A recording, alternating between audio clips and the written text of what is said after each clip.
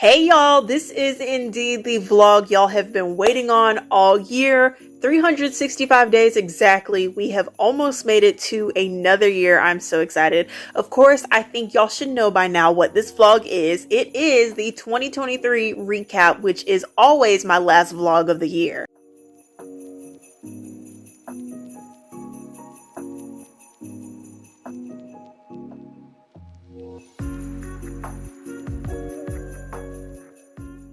So I did a mid-year recap for y'all in July. I pretty much didn't leave anything out from the first 6 months of 2023. I consider that part one. So if you missed my January through July recap, go back and watch that first and then hop on over here for July through December to see how the rest of the year has gone for me. So July was an entire vibe. I was gone for like 58% of the month. In July, I took 3 vacations. The first one was actually a staycation, which was 4th of July, and then we saw the fireworks from the balcony of our room, which was pretty cool. We spent the entire day with friends and family walking around town, down the streets for the various 4th of July activities. It was so much fun, and of course you guys know that because of the 4th of July edition of Weekend Recap.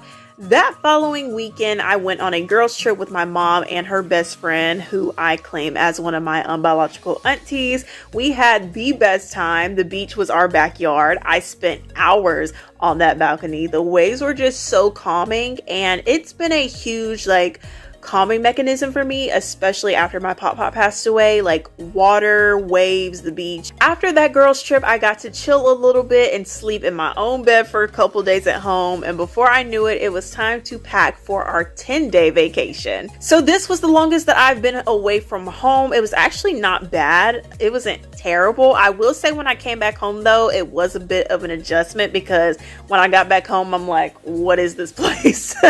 But what helped me not get super terribly homesick was the fact that we kept moving and changing where we were staying throughout the course of the 10 days. We were in an Airbnb when we went to Jacksonville, then we drove to Orlando and stayed in a resort. Then we moved to another resort closer in Orlando for real to the Grove Resort. And so we kind of just kept moving. We didn't stay in one place, all the time. So that was really, really good. Some highlights were the St. John's Town Center in Jacksonville. I absolutely loved that. Animal Kingdom was definitely a highlight for me. We were there literally all day and had an amazing time. We got to go on all the rides we wanted to get on. It wasn't unbearably hot either. Lines weren't super bad. After the loss of my pop and other things going on top of that, it was just nice to be, in that problem-free philosophy, especially when everyone else lays their problems on you. Another highlight was bowling at Deezerland. We discovered Deezerland when we came to Orlando in 2021. It was raining really hard and we needed to find something to do indoors, so Deezerland just popped out of nowhere and we were like, okie dokie, let's go. So now when we come to Deezerland, it's our favorite backup option for rainy days on vacation. So another highlight for me was pool day. I enjoyed the pool day so much. I love floating around the water. I don't swim. Back surgery and just my nerves and swimming just don't go together anymore. Pulled muscles are not fun. I don't like water in my face anyway, so swimming isn't a big thing for me. I'm good with just floating on a flotation device and bam, that's all we need. Another big highlight was Medieval Times, which is a dinner show. That was my first time going. Some of my unbiological little cousins went and they had a great time, and so getting to see everything that they did and just getting to see it for myself, all the videos they took and stuff, it was so cool, and I absolutely loved it when I went. It was my first time, like I said, and it was just incredible to go, and I would 100% do it all over again. It was so much fun. The food was amazing. The show was great. I just loved it all the way around. I'm glad that we went. July was literally the month of vacation and enjoying ourselves. It was definitely a huge benefit to my mental health. I enjoyed not being on demand. I got to do something I wanted to do without being on anybody's schedule, and that felt amazing for real. I don't think anyone fully understood how draining it was to lose someone so special and then juggle that with academics, it was literally treacherous. August had a lot of things going on too, but still turned out great. I started junior year. The first few weeks of school is always just getting acclimated and, learning a whole new routine. The Rascals don't ever get started that early, which is fine with me because less is better. But I did get to be a part of something else that was very special. I was maid of honor in my parents' vow renewal for their 20th anniversary, and it was amazing. Flashbacks to the Maid of Honor edition of Weekend Recap. Getting cute, y'all know, is one of my favorite things, and it's pretty easy for me to do. Everything turned out great, from my dress to the nails, hair, literally everything. It was such a great day with friends and family, just celebrating the commitment my parents made 2 decades ago, and then watching them commit to continue building together is just special. And having married parents that will never give up on each other is a luxury that all kids do not have. Many of my peers have parents that are divorced or in a house divided, and I can't imagine having to go back and forth between 2 houses and 2 sides of the family. My peers in that situation makes me grateful for the stability that my parents created as a young dating Christian couple before they even got married. And their love is a love that other couples their age are lacking, to be honest. So it was great to be there for such a special day. I undeniably said yes to being maid of honor, and I'd do it all over again. September was emotionally and mentally weird and exhausting to an extent. This birthday for me was the first birthday after losing 2 very important people in my life, as you guys know, less than 5 years. And I didn't know how to celebrate that with this additional void, and I somehow managed to overcome that. Being 17 hasn't been that bad. I definitely will say, since I have turned 17, that the responsibility has just increased a ton, and I just feel different now. Like 16 and 17 to me feels so different. It's so weird. But for my birthday, I went on a trip with my little sister, and we just had the best time together. It's always fun when we get to have one-on-one time as sisters, and it was fun to get to be together. We spend time together in school, but there is nothing like spending time with your friends outside of school, just chilling, vibing, hanging, talking, and doing what we always do, but without the other voices and opinions and other people influencing and encouraging, and different things like that, and interfering. And so we just get to have our own conversations and talk freely, and it's always a great time. October was chill this year. There's really nothing to say for October besides the fact that homecoming this year was amazing. I'll just let the pictures do the talking for this one.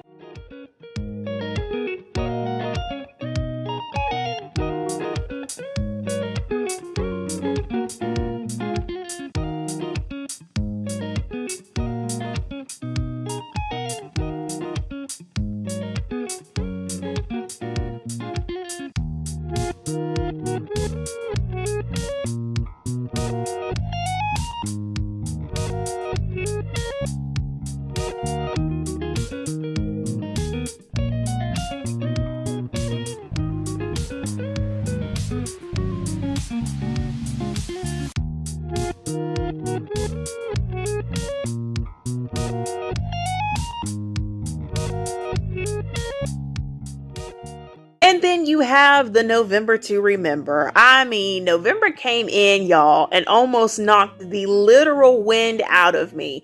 Early November, I took the unexpected field trip to the ER. Of course, y'all know, because it just so happened to be the week that I was filming the first week of November recap. And so y'all got to see pretty much everything. That whole ER visit changed me mentally, as you guys know, and I talked about it earlier this month about looking at life a little bit differently. It was in the first Thursday Thoughts episode, actually. And so It took me about 1 to 2 weeks to actually think straight and feel like back to normal, feel back to myself. It was literally a mix of a spiritual battle where Satan was literally just coming for me, and then it was a physical battle as well, just to get back to normal and to fight what I was feeling physically. And then this mental battle of, trying to get the actual root of how and why this all happened while life is still moving. But it's also, in the end, as a whole, a lesson learned to slow down. So that season of life was very unexpected. It was definitely, to me, an inconvenience. But in the end, it was necessary because it helped me to look at life in a different way, like I said. And I love how it sat me down and made me step back a little bit and prioritize me, because I do so much, and when it comes down to me, self-care is easier said than done.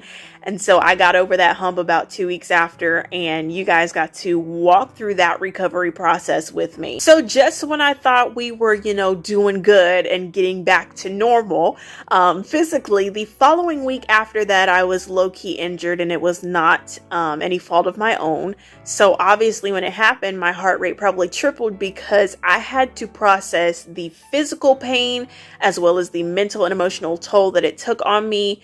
I'm literally having to learn all over again how to handle stress. And that felt like my additional breaking point on top of the many breaking points that I have had this year. And I had to maintain my mouth and self-control in a time where, in this case, the aggressor played victim. And so it has gotten better since then, of course, but I am just glad that it's over. Then we came into Thanksgiving break, and I wanted to elaborate more on this because I touched it briefly in the actual Thanksgiving edition of Weekend Recap. And as I talk about this, the pictures of fall break will run. So this year, my parents made the executive decision to be the ones to host Thanksgiving this year. We would usually go to Thanksgiving where it was hosted by another family member on my mom's side of the family, but these past few years, the past few Thanksgivings, and, a lot has been seen and heard and said and felt and misunderstood and just all of the things, and so hence the reason why I am a lot closer to my dad's side of the family, because we just gel together. There's nothing that hardly happens on that side of the family. So after the past few visits with the other side of the family, needless to say, my parents and I, had to come to the conclusion that we did not want to have another Thanksgiving like that ever again. And over the years, the family dynamic has changed significantly, which is what has led to the whole, expansion of the unbiological auntie and uncle squad, because what biologically couldn't happened through people that I love dearly who aren't blood. So I've had to close chapters with friends, family, etc. over the years, and it's not always the easiest thing to do, especially when you have two different opinions and it comes down to your peace. Will you keep fighting to be right? Or will you accept that you're not being heard and nothing is being changed and that nothing is getting anywhere even after a conversation is had and you're just trying to express how you feel? And choosing you will always be the best decision you make besides choosing God, of course. So in the end, November as a whole threw some unexpected rocks, but it wasn't nothing God couldn't get me through. The greatest lesson in November that I learned, and of the whole year, was really just better stress management, taking better care of myself a lot more. And then the lesson I relearned is that God will always fight for you. And I strongly believe that November was meant to be that reset button. I know that for a fact. December was a whole vibe, okay? I had some suspicions as to how this month was going to go, but honestly, I think the last month of 2023 was great. It has been a December to remember, just like November was a month to remember. It all started with that Disney trip. It was so good. And then, of course, there's always the hassle of exam week and then Christmas. I will mostly let the pictures and the weekend recap episode do the talking as usual, because that was amazing.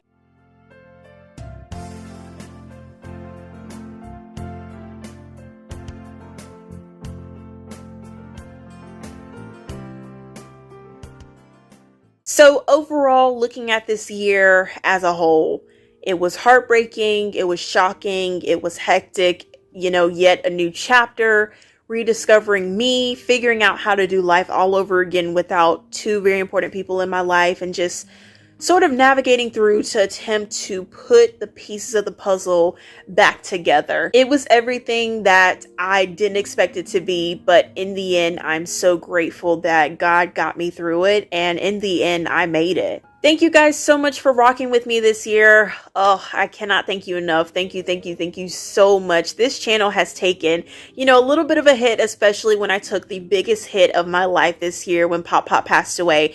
You guys never left my side, and we actually grew this year, which is amazing. I'm so happy about that. Once again, thank you guys so much. Well, that is it for my last vlog of 2023. Happy New Year's Eve. I love y'all so much, and I hope that your 2023 has been amazing, and I hope that we can conquer more in 2024. Bye!